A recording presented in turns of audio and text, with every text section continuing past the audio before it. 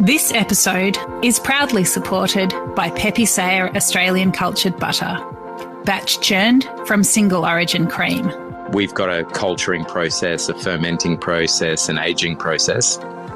So the butter will taste very different than, I guess, the average supermarket butter. I like to say we make butter makers butter. Like, this is the sort of butter makers would like to eat, simply because of the slow process in which we ferment and age and get the flavour into it. You know, the natural fermentation that gets all the flavours into the cream, and then once you churn it, you end up with this really rich, flavoursome butter that evolves and changes because it's a live culture that's in the butter as well. For more information, go to pepesayer.com.au. I'd like to acknowledge Australia's First Nation people as the traditional custodians of the land, and for this episode in particular, the Huon people. I pay my respects to their elders, past and present. So it's a really nice community down here, and I love that about Tassie, and I love that you're really close to nature, and you can also get great produce and great coffee and, you know, great wine, great gin, great whatever you want. It's a great place to live. This is the Over the Glass podcast. I'm Shanteh, Wale.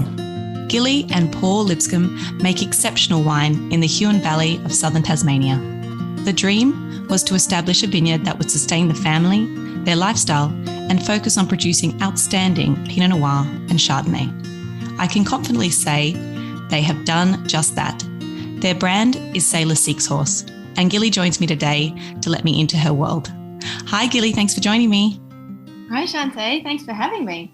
Nice to be able to have a chat. Absolutely it is, even if it can't be in person, which is a shame. How are you doing down in Tassie today? Good. We're doing pretty well. It's a bit of a cloudy day today, which seems to be pretty normal for this summer. It's a bit cooler this summer so far, so hoping for a bit of warmer weather coming up soon. Yeah, it feels like we've had some really hot days, and then it's just we've kind of missed. I suppose that's the year that we're in. But Gili, I know a little bit about your brand, and I thoroughly enjoy your wines. But for everybody else, can you tell me a little bit about how you came to find yourself in the Huon Valley, battling all those elements to make your own wine? Yeah, it's quite a story, Shanteh. So I guess I'll start at the beginning. I grew up in Brisbane, so went to school in Brisbane. I got to the end of schooling and went straight to uni, as most kids who went to my school did. And I really wasn't sure what I wanted to do, so I did a year of architecture, and I kind of had nightmares that I would be a really terrible architect and just work on housing estates or something. So I went back to science, which is what I'd studied at school. My family were pretty science focused, so I did that for a while. And I realised that I was really trying to break out from that. So I went to art history. And I guess the story is I just messed around and jumped around and couldn't figure out what I wanted to do. And in the meantime, I had friends who finished degrees and good friends who were going over to the UK on a 2-year working holiday visa. So I kind of decided to put uni on the back burner and go travelling for a little bit, and I did that. So I went over to London, got a job over there in a recruitment agency, just in admin, and ended up being executive assistant to managing director. But Paul was at the same company and heading up the marketing department, and that's where we met. And, I think both of us were a little bit lost. We weren't loving what we were doing. It was fun. It was a dynamic company. There was sort of work hard, play hard. So there's lots of socialising and fun. But we weren't, it wasn't something that was particularly satisfying for either of us. And we started to talk about what was important in what we felt we wanted to do with our lives. And, wine was something that was an interest to both of us, more so Paul at that point in time. But, and to the point where he quit his job, I was kind of living paycheck to paycheck, so I stayed employed, but he quit his job and went down and did a week-long intensive course at Plumpton College in winemaking. And he came back from that and he was just really excited. He said, Gil, this is everything that we've talked about. It's everything that you've said you wanted to do. I think you're really going to love making wine and growing grapes. And I kind of looked at him and thought, well, maybe. And he encouraged me to go down to the south of France and work a harvest down there together, down to the Languedoc. So I quit my job and we both just went down to the south of France to work a harvest. And I think that's where I really fell in love with the whole process and really understood it. And, it was that everything that I'd been looking for, where it was science-based, but there was this creativity, this, problem solving and lateral thinking involved, and you're creating something, which was really exciting. And so we did that, and really over those 8 weeks, we started to make a plan for what we really wanted to do. And then we wanted to have our own vineyard, make our own wine. We were pretty keen to do Pinot Noir because we loved drinking it. It's delicious. But two, we knew we were going to be changing our lives a lot. And we felt if we were going to do that, we wanted to have a real challenge. And a real challenge for us, we thought, would be making Pinot. Is that we knew it was called the heartbreak grape. It was notoriously difficult to grow and make. So we thought, let's aim high and go for great Pinot. So we started making a bit of a plan to do that. And I guess the start of that was to learn at university. So we came back to Australia, went to Margaret River and enrolled at Curtin, which is where we could do both viticulture and enology at the same time, which we wanted to both do. And we could work too, because the campus was right in the Margaret River region itself, in the township of Margaret River itself. So worked and studied there and started to make a plan for where we wanted to settle and look at all the different regions that we could go to. And Tassie was very much top of the list pretty early on, particularly if we were going to stay in Australia, and I was quite keen to stay in Australia. And so it was a matter of then looking, okay, if we're going to be in Tassie, where can we be? So we looked through all the climatic data, and we knew, we wanted to make great Pinot, as you sort of mentioned, and to make the style of Pinot that we wanted to make, which was detailed and structured and savoury and complex and interesting. We didn't want to make this kind of fruit bomb of a wine. We knew we had to be somewhere that was super cool climate, right on the edge of viticultural possibility. We felt was where you would make great wine. And so we needed to be in a super cool climate. And we were looking around the different subregions of Tassie, and it was really the Huon that drew us, not only for its really cool climate, but also its good rainfall. And it has about 700 mils a year. We were very keen to dry farm because, again, we felt that would give us wines that were more reflective of the site and of the year. And so I guess that's ultimately how we decided on the Huon. And then we came across to Tassie and did a big trip around. It was actually a honeymoon at that point, and looked around all the different areas. And we drove over the hill south of Hobart and right down into the Huon, and we just fell in love with the place. And we sat on the banks of the Huon River and said, "This is where we want to be." And 5 or so years later, we came back and did it and planted a vineyard. Wow. I had so many questions, but you've answered all of them throughout that. I was going to ask you why Margaret River, why did you choose to be there? But you've answered all of that for me.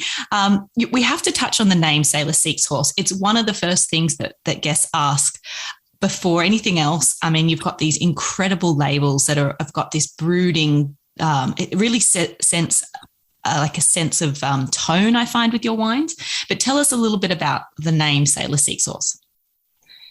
Yeah, so the name, I mentioned about coming down to the Huon, and I guess, we bought, the Huon is a bit wild. It's undulating and it's kind of, you head directly west and it's just national park. There's nothing really other than nature out there, and it feels pretty wild and sort of end of the world kind of an area. And so I think that's where the label comes in. I'll tell you a bit more about that in a minute. But the name, we bought this really rundown vineyard, and one day we were pruning it and just decided to take a break and go into the local coffee shop in Cygnet. Called the Red Velvet Lounge, and they used to have a notice board there for community notices, and so people would put up, room for let, bike for sale or whatever, and there was this handwritten sign there that said "Sailor Seeks Horse" in big bubble writing, and it kind of caught our attention, and we had a closer look, and underneath it was a paragraph and said, I've solo circumnavigated the world twice. I've gone from east coast to west coast of the US and back again. Turned up in Cygnet just looking for a horse or pony to travel around Tasmania on. Can anybody help me out? My name's Bernie Herberts, and here's my number. Contact me if you can. And Paul and I kind of looked at each other and had a bit of a laugh. I think this was 2010. And it felt like we were taking a step back in time reading this. And we kind of clocked it away. We just loved that little phrase, sailor seeks horse. We went back and we kept working on the vineyard. And, you know, it wasn't until 2015 that we actually had a wine that we could release. And we'd gone through all the different options of names. You know, our surname's Lipscombe, and that doesn't really roll off the tongue. The vineyard's in Craddock, on Sandhill. You know, we couldn't find anything that worked. And this Sailor Seeks Horse kept coming back to us. And I think, you know, we ended up going with that. And I think that was, you know, we felt like it was saying, you know, don't get pigeonholed in life. You know, just because you're sitting in a desk in London, you know, doesn't mean you can't be in a tractor in far south Tassie making great wine. You know, just because you're a sailor doesn't mean you can't jump on a horse and do that for a while. And it was also, you know, he also kind of knew what he wanted to do, and it sounded a bit crazy, and he just needed a bit of help. And, you know, Paul and I bought this vineyard.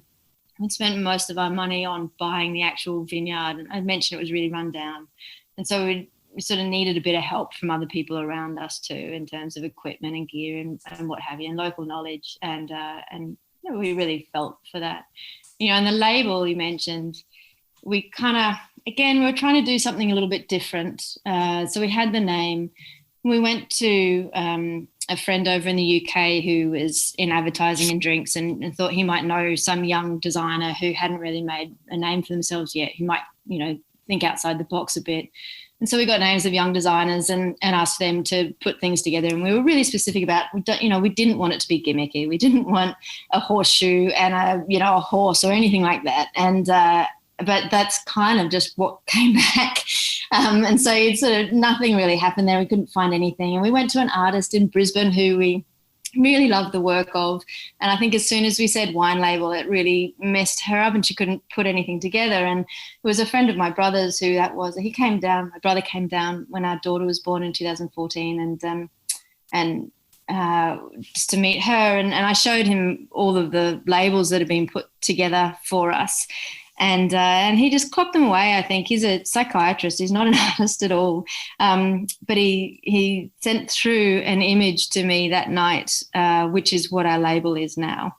And it's really the background image is the Harz Mountains and then a shipwreck kind of crashing into those mountains, which, it just felt right. And I think it kind of needed to be somebody who had heard our whole story and who understood what we were about and what we were doing, who could translate that into an image. And we're pretty grateful that we have someone in the family who could do that for us.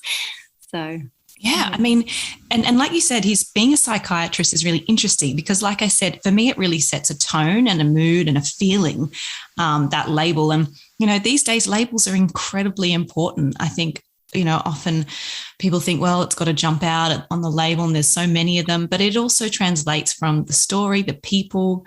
There's a million wines out there. So it's really important that there's consideration to all of the components that go into it. So I think it's perfect for your brand and for what you guys represent. But I actually didn't really realize that Bernie Herberts, the sailor that was seeking a horse, I didn't realize that was in 2010. I thought you must have seen a very old post from a long time ago, because that's exactly what you said, that it was someone that was, when Tassie was first developed, that was trying to figure out how he was going to do things. And the only option was a horse.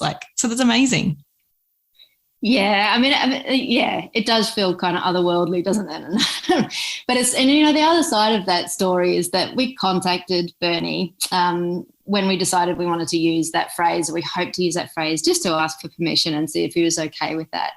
And he was really excited that we'd seen the sign. He remembered the sign, and we asked him what he actually ended up doing. And he never got a horse, and nobody had a horse to lend him. But he did go to the local tip shop and bought a bike for $10, and he cycled around Tasmania. And I think he had like $20 in his pocket for the whole time. He made possum traps and lived off possum stew, and was kind of lived through the kindness of strangers too. People would just offer him a room for a little while or a meal here and there. And so he kind of travelled around that way. It was pretty fascinating. So he's quite a character. And he's actually got his own. He's over in North Carolina now. When we contacted him, it was in Newfoundland at the time with his gypsy caravan, but he's now in North Carolina. And we finally got some wine across to him too. So he's now had the wine, which is great. He sent a photo back to us of him with his mules and his wife drinking the wine. So it's kind of fun. Oh, it's so great that you did reach out to him and tell him the part that he played in your story. I think that's wonderful. I suppose that the fact that he got a bike goes to show that maybe the dream that you imagined maybe doesn't look exactly like you think it's going to. You once said to me quite a while ago that the romance of owning a vineyard and winemaking was very quickly stamped out. Can you tell me some of the highs and some of the lows of your experiences doing what you do in the last few years? Yeah, there's been a heap of them, to be honest, Shanteh. I guess I mentioned when we bought the vineyard, we'd been searching for somewhere down in the Huon for a few years, and we hadn't ever found a site.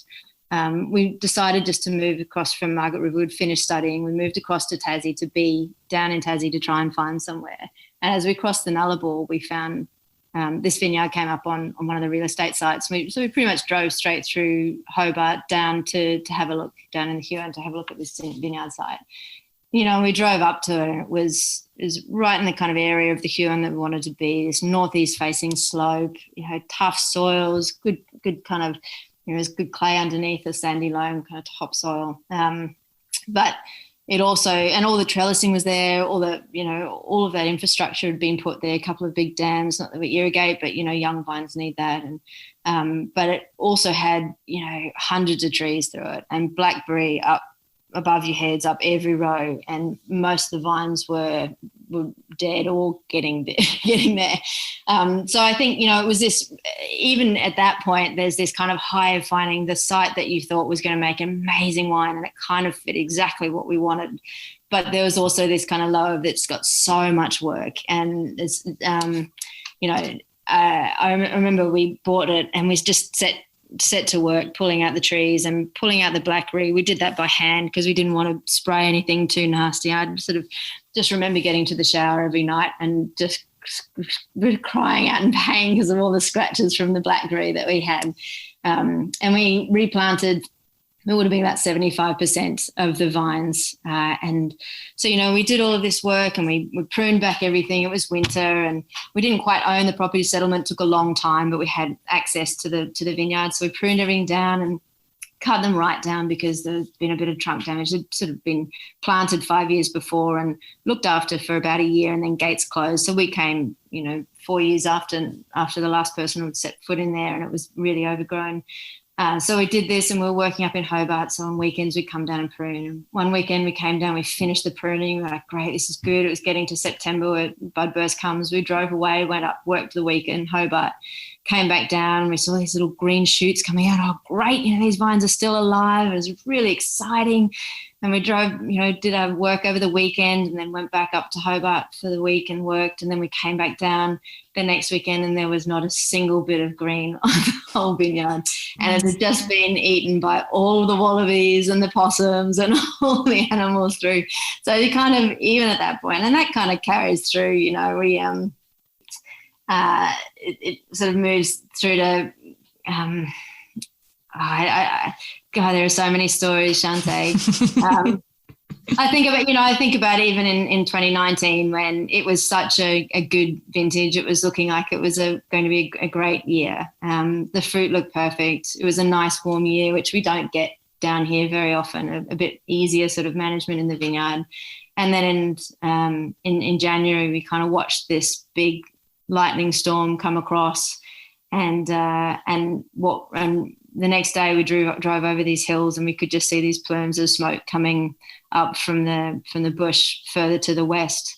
And we just sort of watched those grow over that couple of days. And nobody really got on top of it and started fighting those fires, and those fires all came together, and we ended up being a huge bushfire. And so then the vineyard was kind of covered in smoke for a good 3 weeks, and we lost everything that year to smoke taint. We didn't lose any vineyard area. It was really just smoke. So I think, those sorts of things, it's part of it, and that's part of it anywhere that you grow grapes and make wine, or any agriculture, I think. But I really feel that maybe the Huon, it's not an easy place to grow grapes down here. It's a kind of high risk, but I think for us, high reward, and that's what we were always about, was making the best possible wine we could. So, yeah. You've brought up a couple of things. One is that you talked about choosing to use the heartbreak grape, that you chose a beautiful vineyard that also was completely dilapidated and covered in your own blood, sweat and tears. And then also that you've chosen an area that is ideal, but also really risky. So it really seems to me that you have a good expectation of what you're in for, but at the same time, it seems to pay off. I mean, in 2018, you had a fantastic year. You made some beautiful single barrels from MV6 clones in the Pinot and the Chardonnay, the Huon. I don't know if that's how I say it, sorry. And then you also were Young Gun Winemaker's Choice as well of the year 2018. So you've had these highs and these lows. Is there any a time where you think it's all too hard and you think, do we need to make it so difficult for ourselves? Could we make it a bit easier? Or is that wonderful reward of all that hard work, when you see it pay off, just worth every penny? I think they're probably, no, I think mostly no. I think ultimately we're doing what we love, and we love doing it. Yes, it's hard sometimes, but it really, I think sometimes it can be tough, and 19 was really tough to take, as a lot of Australian viticulturists and winemakers know of the issues with smoke and bushfires. And, the subsequent 2 vintages we've had in 20 and 21 were very low yielding. I mean, our vineyard site's very low yielding anyway. I think a great yield for us is 3.5 tonne to hectare, and the last 2 vintages were 2 tonne to the hectare across the board. So those times when it's year on year on year that are hard, I think sometimes you question that, but at the same time you then go and taste what's in barrel, and tasting our 21s that are in barrel, it's really exciting. And we get to do this together. We get to produce something that we're really proud of together. And so I don't think ever it feels like it's not something we want to do. I think we pretty quickly pivot. If we're struggling, we pretty quickly pivot to, how can we make it work? And I can't think of any other thing that we would want to do, or anywhere that we would want to do this than here and now. So it's a challenge. But as you say, we walked into this knowing that it was going to be difficult, and kind of being excited that it was going to be difficult, because that's the challenges make the successes even more sweet. It's there's certainly light and shade and all of that, but that kind of makes it interesting and exciting and challenging and rewarding. So, I don't think we ever get to that point where it's too much, because we love it too much. Well, yeah. A glutton for punishment, but also all of those wonderful, wonderful rewards. And I completely agree with you. I don't think that without the grey shades do we get the light. And I think, what's been obvious to me is that when Sailor Seek's Horse came out of the docks, it was very much premium wine. I think that you have, sticking to Chardonnay and Pinot Noir, sticking to the labels that you have, for me, the quality was just there straight away, which is very rare, I find, for a young winery with their first releases and second releases to just have such consistent quality, even though, yes, you've had some difficult years. But you talked a bit about Tasmania. What have you noticed about the lifestyle of Tasmania? Say to somewhere like another wine region like Margaret River, what do you love about living in Tassie? I think, it's really relaxed and really friendly in Tassie, and it's beautiful. You know, I think Margaret River was great fun. We loved living in Margaret River. You know, you go to the beaches and there's surfing, and, you know, it's pretty social sort of a place, Margaret River. There's lots of people coming down because, you know, there's vintage crew and all that kind of stuff, people visiting and traveling, and it's fun. And it was a bit of a party, really. We really, really had a great time there. And Tassie's very different. It's much quieter. You know, there's a lot of community support too. Not that there's not that in Margaret River, there is that. But, you know, people are starting to sort of stick together and get together. I mean, I've talked about 19 a little bit there, but in terms of losing our vintage. But the other really nice thing about that is that we had people reaching out and supporting us across the board. And whether that be like Joe Hollyman, who sold us a little bit of Pinot because not that he ever sells, you know, stuff or wouldn't otherwise sell it, but it was just to help us out. Same with the guys at Toll Puddle. They sold us a bit of Chardonnay to help us out, and this is last minute. And so there's people who come together and support each other. The poolies who, you know, bottle our wines and helped us with paying for that. And so everybody has just been, it's a really nice community down here. And I love that about Tassie. And I love that, you know, we can go and do these amazing hikes in the Harts Mountains and, you know, it's just you're really close to nature, and you can also get great produce and great coffee and, you know, great wine, great gin, great whatever you want. It's a great place to live, and there are really interesting people who live down here, and we love it. It's a really nice community. Yeah, I think you can see that, especially when you take a visit and it, you know, whether it be sommeliers or winemakers or the cheesemonger, they often talk about, you know, their friends, and they're throwing out names here and there. And then you start to realize, oh, I know who they're talking about. They're talking about that winemaker, and they're talking about that distiller. And you realize that that's how interwoven the community is together, in that, you know, it's one for all and all for one, but also that they generally are interacting quite a lot, being that it's a smaller area, and that they support each other, which is really lovely to hear. And every time I'm in Tassie, I think, oh, I could stay a little bit longer. So I suppose that's how it starts, right? Yeah, I think so. we get quite a lot of people who come down here for a couple of months and end up staying 20 years. So it's got that pull. Now you have bottled the One Monkey, which was in 2019, through losing all of your grapes to smoke taint.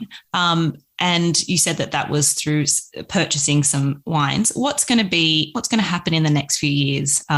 And I suppose for a lot of people, smoke taint is something that we hear about, but we don't actually necessarily always know how that affects the wine for down the track. Is it that one vintage it's going to affect? Will it affect the next? What happens moving forward?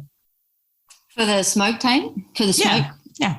Yeah. So, I mean, hopefully we don't have another year like that down here too soon. As far as that goes, you know, there was 2019. We actually were, in some ways, it was quite useful. There was a researcher at La Trobe University who had been doing a project to look at smoke taint and its effect on wines. You know, how much smoke is too much, and what's acceptable, and so on.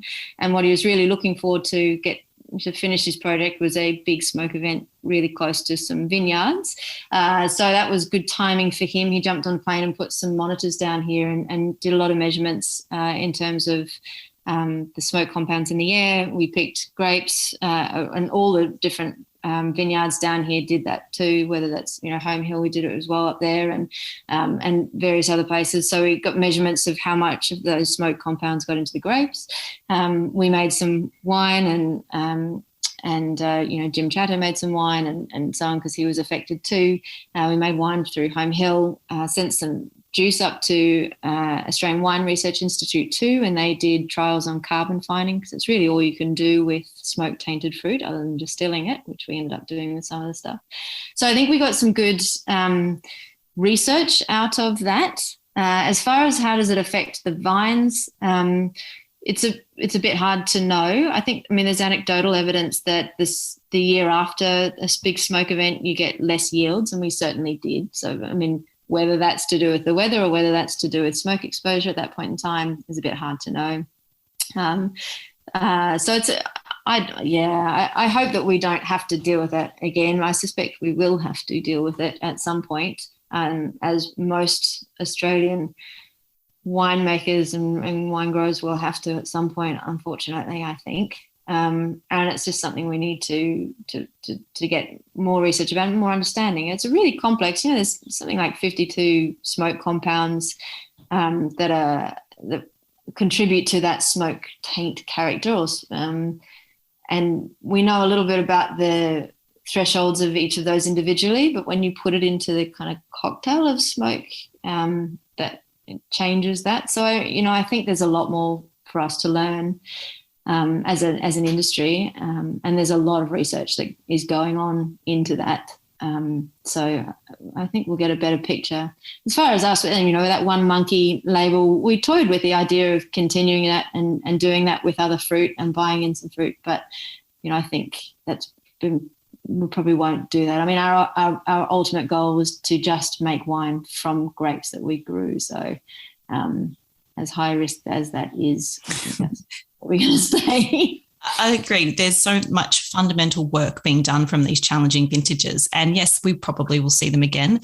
But what I've loved is to see how responsive Australians have been to perhaps, like you said, buying distilled liquor that comes from some of these grapes and looking at how they can support wineries throughout that time. So I think, like you said, we're going to get better at combating it in the vineyard if we can, because there's not a lot we can do, but also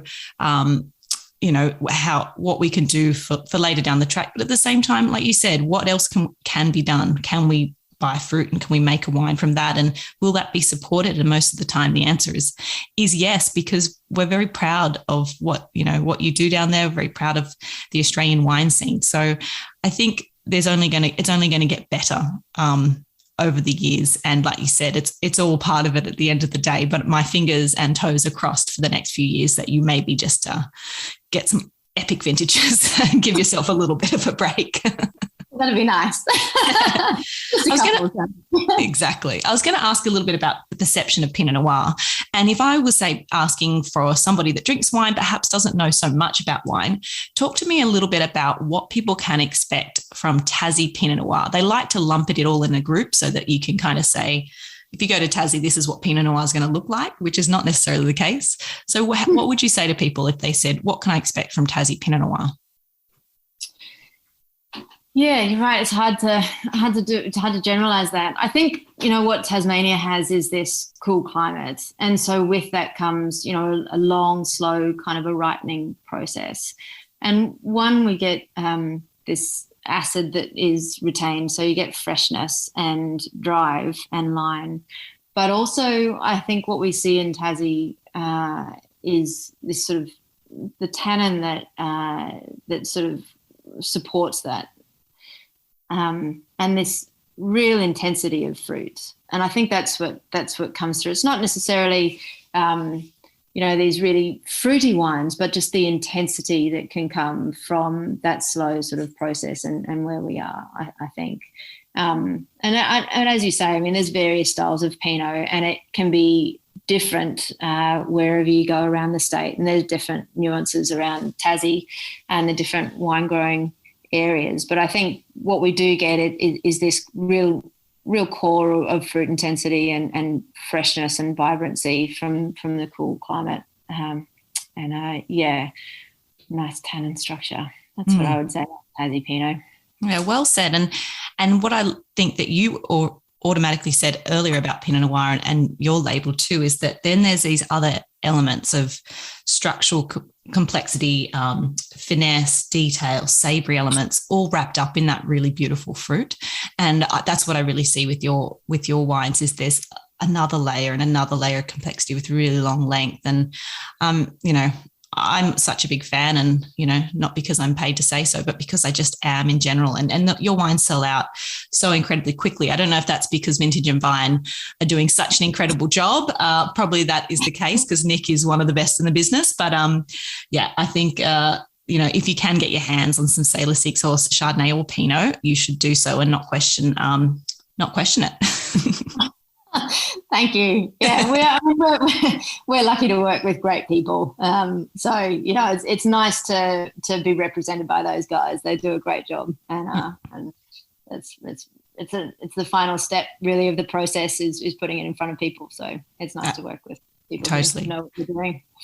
Well, I've always felt really invested in your story from the get-go, and I think you're doing a fantastic job. But my last question to you is, if you could only drink 3 beverages for the rest of your life, Gili, what would they be and why? These are always tough questions, aren't they? I know, sorry. I don't want to confine myself to just something like white Burgundy, which I probably could happily drink for the rest of my life. But I think I got to go broad, and I'd have to say beer definitely would be up there. Something like Wildflower table beer, it's nice and refreshing, easy. But that's, at the end of a day, putting on nets or, pressing wine or something like that, beer sort of go-to for me, to be honest. There's some good ones around Tassie too, even other, like Welcome Swallow is another new beer brand that are doing pretty delicious beers. So, that would definitely be there. Obviously wine, but I don't even want to nice just to be generalised in that. White Burgundy's got to be in there, Pinot Noir's got to be there, Nebbielo's got to be in there. But I like variation. I'm not very decisive. So, and then, you got to throw in a gin as well for me too. Yeah, it's and I don't know which one I'd go for. Maybe Poltergeist, or even I'm not too fussy about my gins. We've even got Fat Pig Farm down the road who do their own stuff, and they like wine swaps, so that's always handy. So I don't know, Shanteh, I'd have to keep it general and just, so I can pick and choose day by day. Yeah, and it covers all your bases. And at the end of the day, you're right. It depends on the day, depends on what you've just been through, depends on the company you keep. So I realise it is a very difficult question, but it does tell me a little bit more about you. And the next time we meet, I might have an arsenal of what I'm going to give you to drink. So that helps. Never the same thing. Well, Gili, it's been such a pleasure having you on the show. Thank you for making the time. Please send our love to Paul and keep doing what you're doing down there, because it's truly sensational. Thank you for joining me, and cheers to you. Thanks, Shanteh. It's been great. Look forward to seeing you sometime soon, hopefully. This is Over a Glass. I'm Shanteh Wale. Stay tuned for more stories from the world of wine and drinks. Listen in every Thursday on your podcast app. Follow us on Instagram @overaglasspod and contact us at overaglass@deepintheweeds.com.au.